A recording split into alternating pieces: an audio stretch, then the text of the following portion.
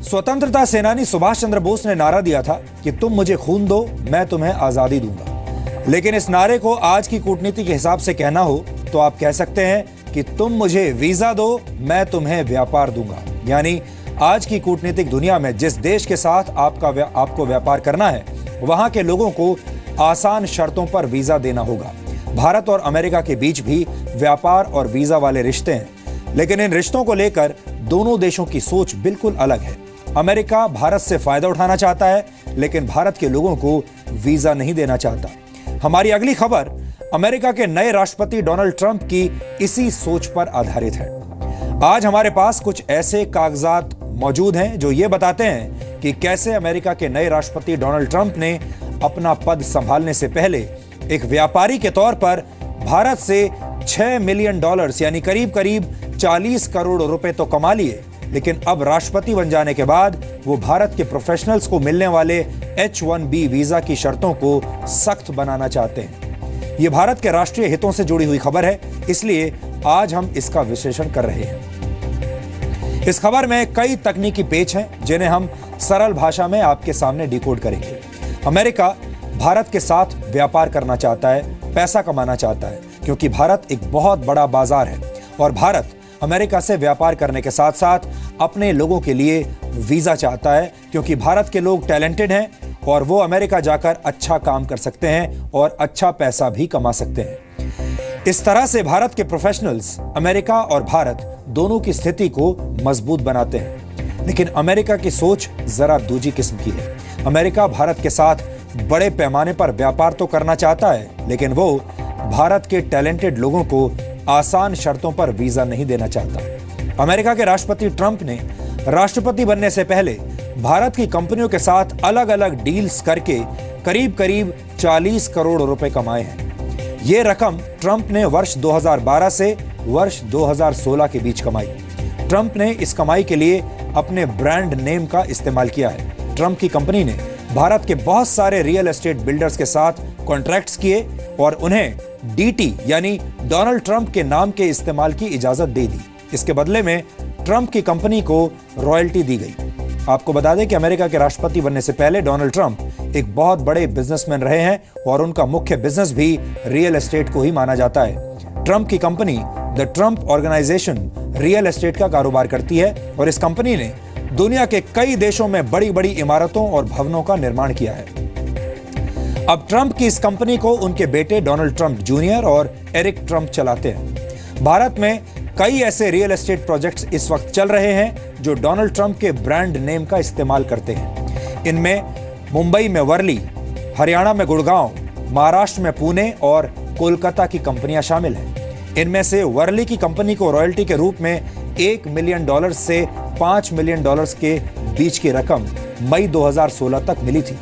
इन कंपनियों की जानकारी US office of government ethics को दी गई है। आपको बता दें कि US office of government ethics एक स्वतंत्र एजेंसी है जो अमेरिका की सरकार में शामिल लोगों के कॉन्फ्लिक्ट ऑफ इंटरेस्ट यानी हितों के टकराव की जांच करती है।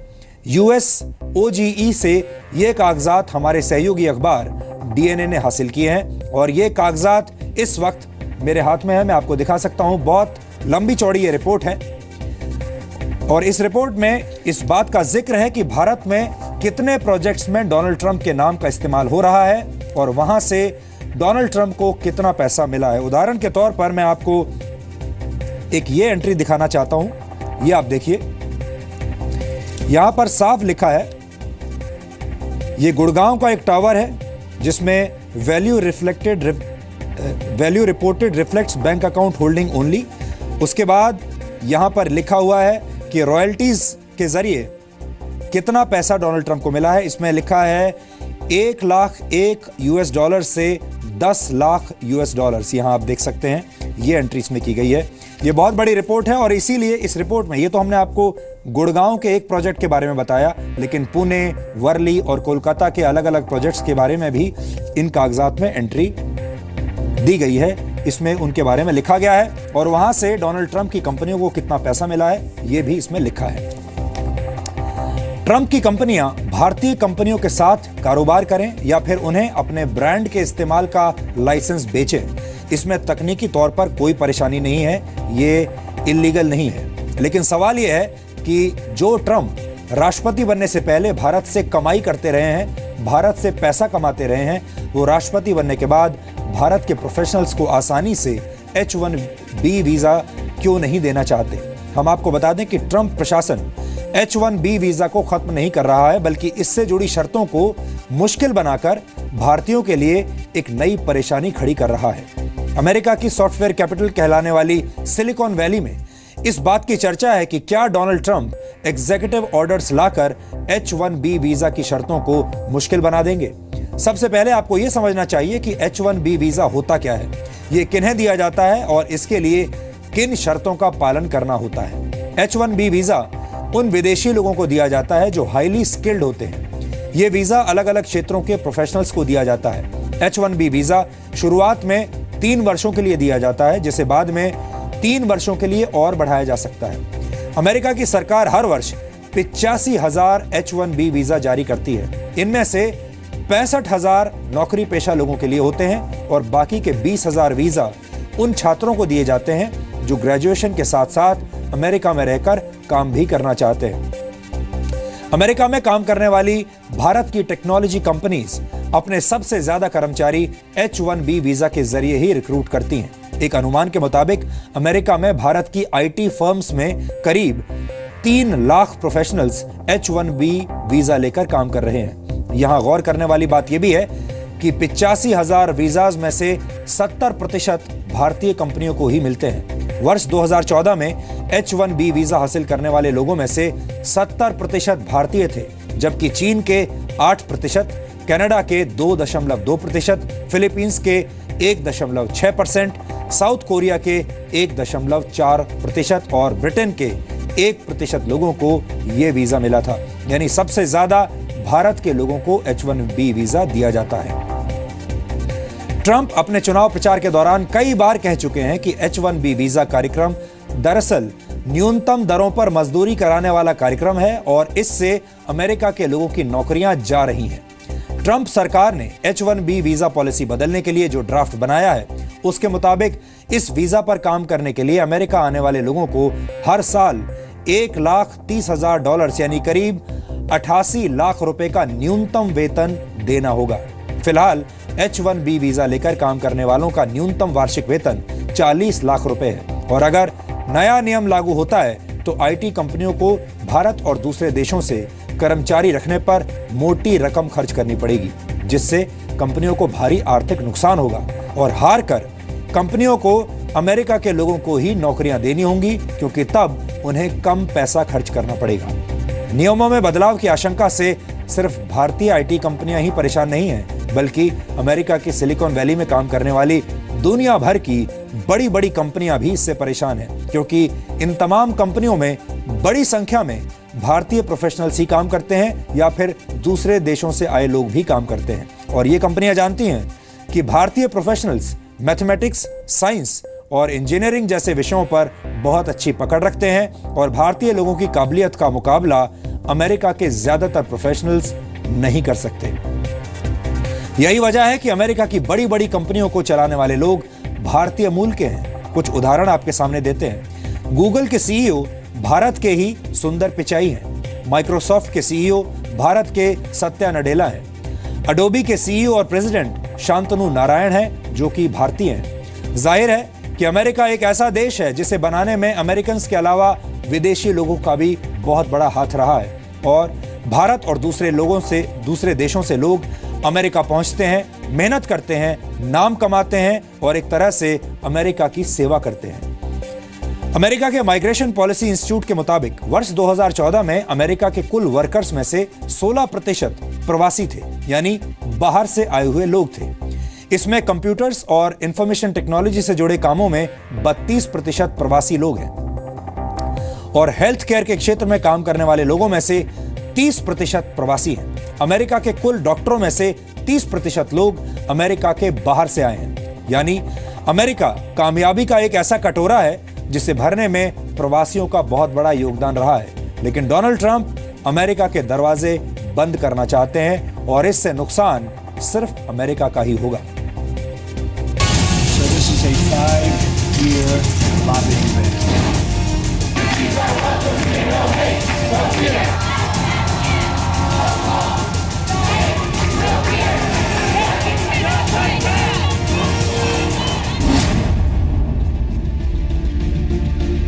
अमेरिका में जब प्रवासियों की बात होती है तो अमेरिकियों की आंखों के सामने वो लोग आ जाते हैं जो गैर कानूनी ढंग से अमेरिका में दाखिल होने की कोशिश करते हैं। लेकिन जब अमेरिका का बिजनेसमैन प्रवासियों के बारे में सोचता है तो उसके दिमाग में वो लोग आते हैं जो विज्ञान, कंप्यूटर और गणित में माहिर होते हैं। लेकिन अमेरिका के राष्ट्रपति रिफ्यूजीज के साथ साथ उन प्रवासियों को भी अमेरिका में आने से रोकना चाहते हैं जो टैलेंट के दम पर अमेरिका में नौकरी हासिल करते हैं। इस योजना के तहत मैं अपनी ट्रांजिशन टीम से कहूंगा कि वो उन कदमों की लिस्ट बनाए जो पहले ही दिन उठाए जाएंगे ताकि हमारा कानून ठीक हो जाए और हमारी नौकरियां वापस आ जाएं। इमिग्रेशन के मामले में मैं डिपार्टमेंट ऑफ लेबर से कहूंगा कि वो ऐसे सभी वीजा प्रोग्राम की जांच करे जिनकी वजह से अमेरिकी लोगों की नौकरियां खत्म हो रही हैं। अपने देश के लोगों को नौकरियां दिलाने की सोच गलत नहीं है, लेकिन ट्रंप को ये नहीं भूलना चाहिए कि अमेरिका के प्रवासियों ने ही अमेरिका को ये मुकाम दिलाया है। अगर अमेरिका में प्रवासी न होते तो दुनिया को एप्पल नहीं मिलता, क्योंकि स्टीव जॉब्स एक सीरियाई मुस्लिम प्रवासी के संतान थे। अगर प्रवासी न होते तो अमेरिका और दुनिया भर के लोग टिंडर, ड्रॉपबॉक्स और ईबे जैसी सुविधाओं का इस्तेमाल नहीं कर पाते, क्योंकि इनकी स्थापना ईरानी मूल के अमेरिकियों ने ही की है। गूगल के सह संस्थापक सर्जिया ब्रिन भी पूर्व सोवियत संघ से शरणार्थी के तौर पर ही अमेरिका आए थे। गूगल के सीईओ भारत के सुंदर पिचई हैं, यानी दुनिया की सबसे बड़ी कंपनियों में से एक को एक भारतीय चला रहा है। माइक्रोसॉफ्ट के सीईओ भी भारत के सत्या नडेला हैं। इतना ही नहीं, 1995 से 2005 के बीच सिलिकॉन वैली की 52% नई कंपनियां प्रवासियों द्वारा ही स्थापित की गई हैं। सिलिकॉन वैली में काम करने वाले कुल कर्मचारियों में से 6% भारतीय हैं। हमें ऐसा लगता है कि हम सब इस जगह के एक हिस्से हैं, एक समुदाय के हिस्से हैं, इसलिए हमें साथ खड़ा होना होगा। सर्गे ने प्रदर्शन में हिस्सा लिया।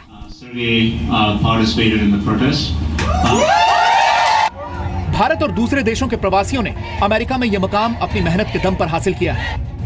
अमेरिका के माइग्रेशन पॉलिसी इंस्टीट्यूट के मुताबिक वर्ष 2000 से वर्ष 2014 के बीच अमेरिका में रहने वाले 25 वर्ष तक की उम्र के करीब 1,50,00,000 प्रवासियों ने ग्रेजुएशन या उससे ऊपर के स्तर की शिक्षा हासिल की है। वर्ष 2000 से वर्ष 2014 के बीच अमेरिकी युवाओं में से 39% ने ग्रेजुएशन या उससे ऊपर के स्तर की शिक्षा हासिल की, जबकि प्रवासियों में 78% युवाओं ने ये डिग्रियां हासिल की। 7 मुस्लिम देशों के नागरिकों पर ट्रैवल बैन लगाने के फैसले को अमेरिका की एक अदालत पलट चुकी है। अब लोगों को यह बताने की कोशिश की जा रही है कि अमेरिका में शरणार्थियों का क्या योगदान है। आप देखिए, होटल के एक बिल के नीचे शरणार्थियों और प्रवासियों के समर्थन में क्या लिखा है। इसमें लिखा है कि प्रवासी अमेरिका को महान बनाते हैं। उन्होंने आज आपके लिए खाना भी बनाया है और आपको परोसा भी है। यहाँ तक कि पेरिस्कोप नामक मोबाइल फोन एप्लीकेशन की शुरुआत में लिखा हुआ आ रहा है, proudly made in America bye immigrants, यानी इसे अमेरिका में गर्व के साथ प्रवासियों द्वारा बनाया गया है। ये वो छोटे छोटे उदाहरण हैं जो ये बताते हैं कि अमेरिका का समाज ट्रंप की नीतियों से इत्तेफाक नहीं रखता और उनके फैसलों के खिलाफ जाने के लिए भी तैयार है। ब्यूरो रिपोर्ट, जी मीडिया।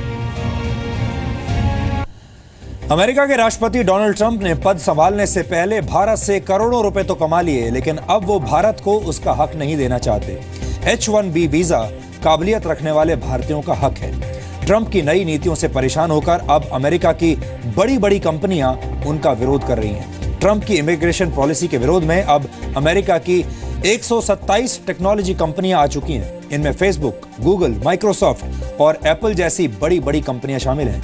अब ट्रंप को यह भी सोचना चाहिए कि अगर वो सभी देशों के साथ अपने रिश्ते ऐसे ही खराब कर लेंगे तो फिर अमेरिका में बनाए गए प्रोडक्ट्स, हथियारों और दूसरे सामान को कहां जाकर बेचेंगे।